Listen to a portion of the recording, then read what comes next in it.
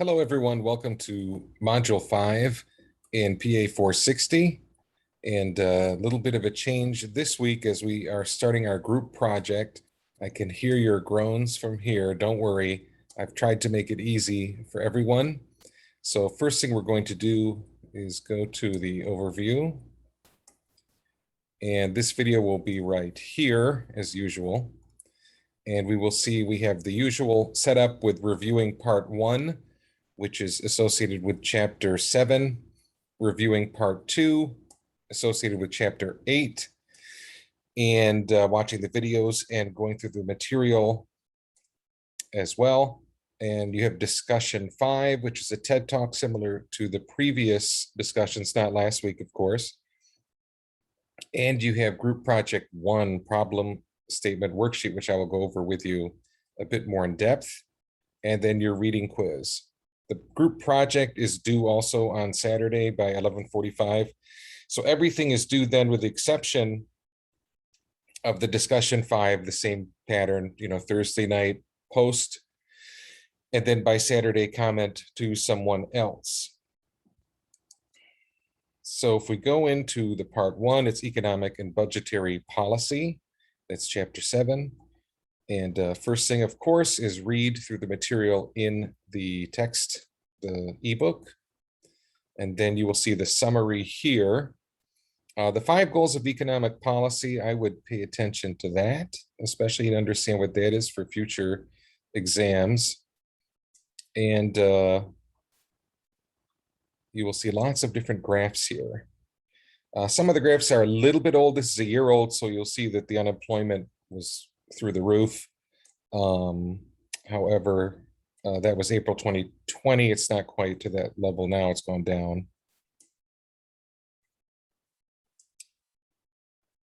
And you will see the tools of economic policy. We've kind of bunched these into, or excuse me, I'm so sorry. The tools of economic policy here are, you have to understand, are different from some of the tools earlier. And these are the budget process, provisions of the tax code, and simulating growth, which we will get into quite a bit. We'll look at how the budget is. Again, we're just glossing over these subjects. Each of the different subjects in this chapter could be an entire course and are even an entire discipline. So we see all of that good stuff. We go to the next, and we have part 2, healthcare policy. And that is chapter 8, healthcare policy in the text. And this is a summary with some videos that you should watch as well. They're part of the course material for the exams. We get into discussion, and it's similar to the first 3 discussions, excuse me. So you are going to watch the presentation, pay close attention to the shirt the speaker has, because it's obvious he must have spilled something, went to the store, grabbed a shirt off the rack, and it still has the folds from being wrapped. I'm pretty sure there's probably a pin or 2 still in there as well. Make sure to answer all the elements of the question, and then make sure to respond to a fellow student's post after you post when you see the other posts. Now, as you will have noticed, by the end of Sunday night, I will have put you all in groups. For the microsite, you're all in one group. I apologize. That's the only way we can do it to have the group function. So you will have to choose a specific topic. I know a few of you had different topics, but a few of you had similar topics. But that's up to you and your group to work out.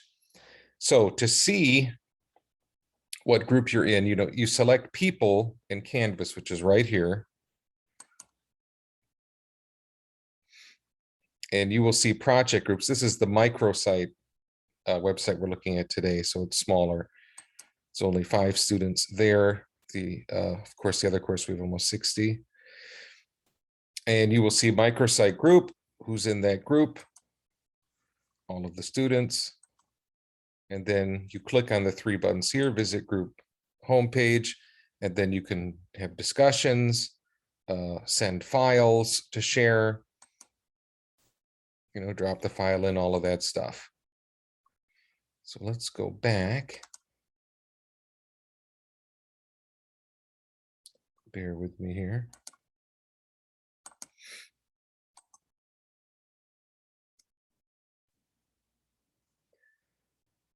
So it's fairly easy to find the group homepage. Remember, you start with people. Download and review the problem statement worksheet. This is the worksheet your group will be using for the assignment that you'll be handing in. So you're going to use this template. You're going to fill in the spaces here. And I'm not going to go into the details yet. Why? Because I've given you an example to go by, so you know exactly what I'm looking for. At the end of the worksheet, I have listed market failures. Again, this is from earlier in the term, and that's just to answer the question, what market failures are associated with the problem and how and why does each market failure occur. So the important thing is for every group member to review this, the problem statement worksheet example, and you want to download it, and you would just hit this and then download. I've already done that, so I'm going to switch my share over to that to show you the document. So this is the example that I created, and it'll seem a bit familiar because it's taking a lot from the Albuquerque There's a Better Way program TED Talk that you watched. So question 1, choose a specific societal problem, prefer local or state. That's very important. It can't be very vague or nebulous because you want something that's going to be easily targeted and easily measurable. Not only the problem, but in the future, you have 2 other worksheets where you're looking at potential policy solutions. So something that's easy to measure will mean that it'll be easy to complete the next 2 assignments correctly. So what are the primary problem elements, root and proximate causes? What might happen if nothing changes? So the societal problem in the example is chronic homelessness in Imperial County, California. So we didn't just say homelessness, and we didn't just say homelessness in Imperial County, California.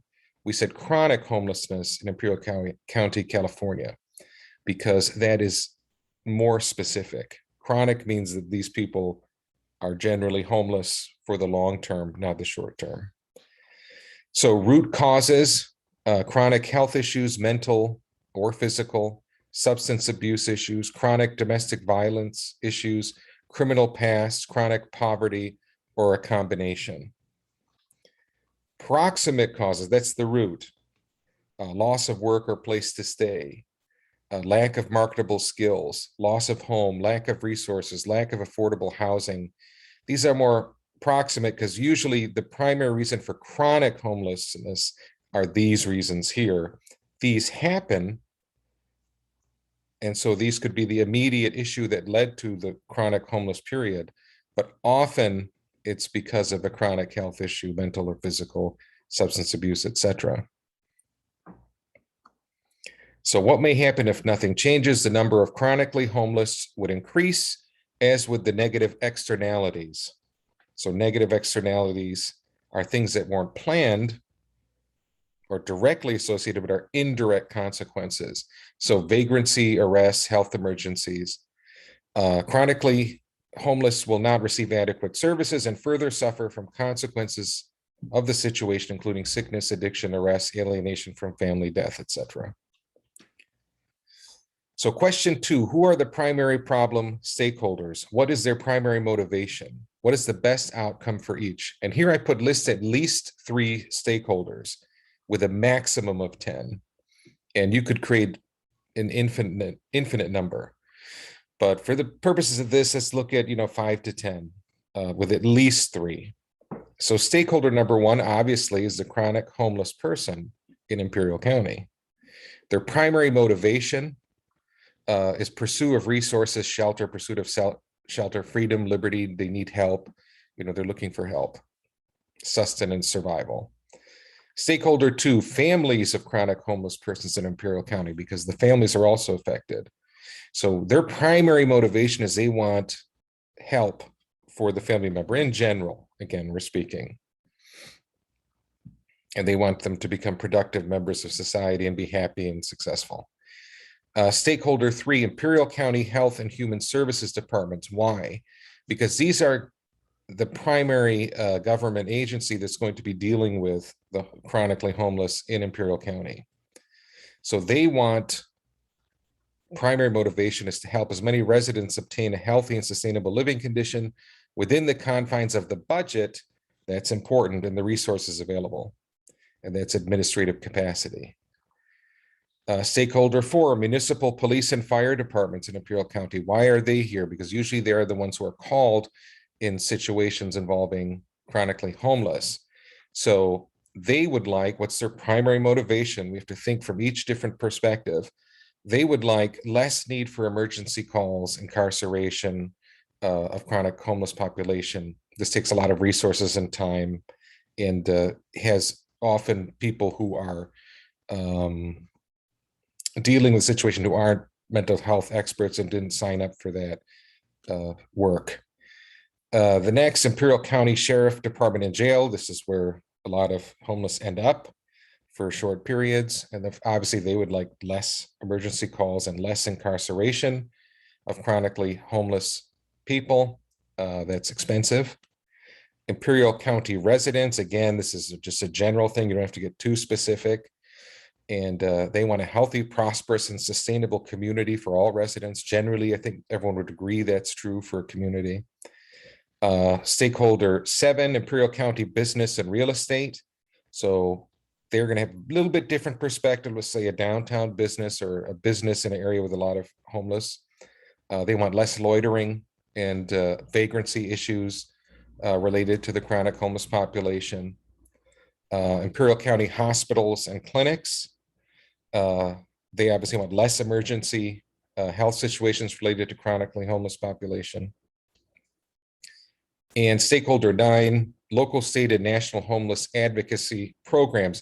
If you want, you can put specific nonprofit groups, but I'm not saying to be that specific for this assignment.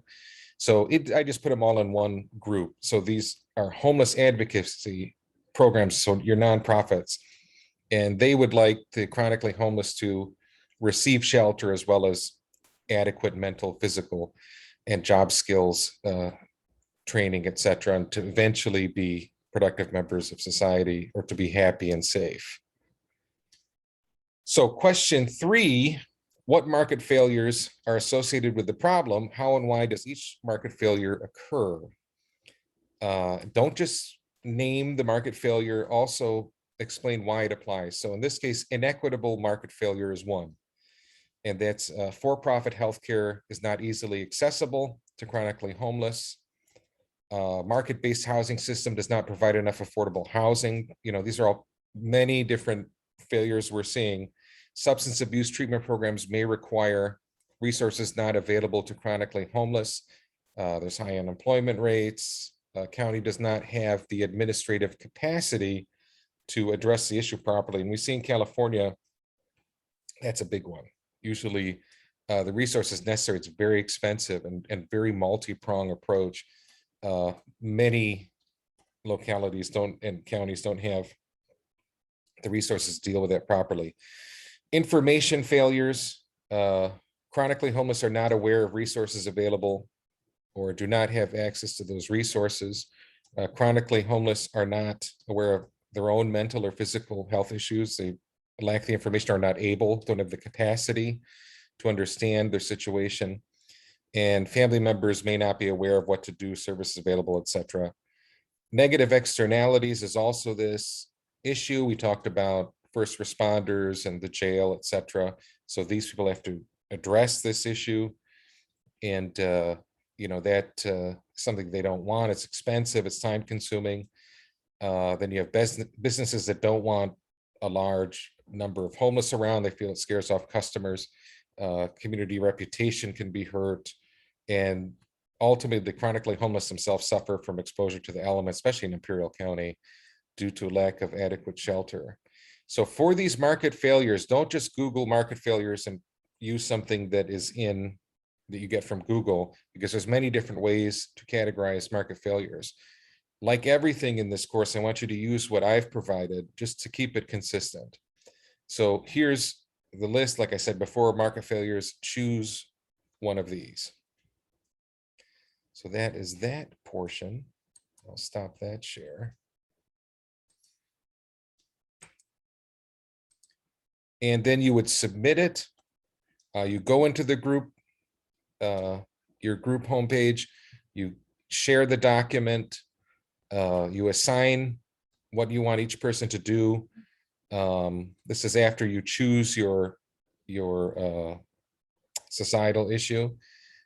For the primary class, I'm going to be putting you all in groups based on your discussion. Again, that'll be done by the end of Sunday night. It's not going to be exact, never works out perfectly, but it's going to be close. And you can start working from there. Make sure to read through all of these instructions that I've put. I've addressed most all of the issues that have come up in the past. And then here's your rubric. This assignment's worth 3 points. And make sure that you pay attention to the example and why, how succinct it is to the point, and using the course material that we've learned so far. So then we have the chapter 7 and 8 reading quiz, as we usually do. And again, always read the chapters first, go through the material first, and then take the reading quiz. So this will be an exciting week. If you have issues with your group, email me, but make sure to reach out to everyone. Be patient as you all get used to working with each other. And you can use Google Docs with the group function, and just do the best you can, hand it in. And we're going to try to improve these each week. When I grade these, that's why I want Microsoft Word, because I want to make comments to say, to grade each group project and give my 2 cents on how it can be improved, because each of these 3 assignments plays into the next. So you will use components from this group worksheet for the next one, and then for the one after that for the final one. So make sure to pay attention to the comments I put so you can make those changes before the next assignment, so that the next assignment gets the maximum points. But thank you all for sticking in there. I would, in the process of grading exams, should be done grading the essay questions by Monday, and look forward to seeing everyone group projects. Thank you.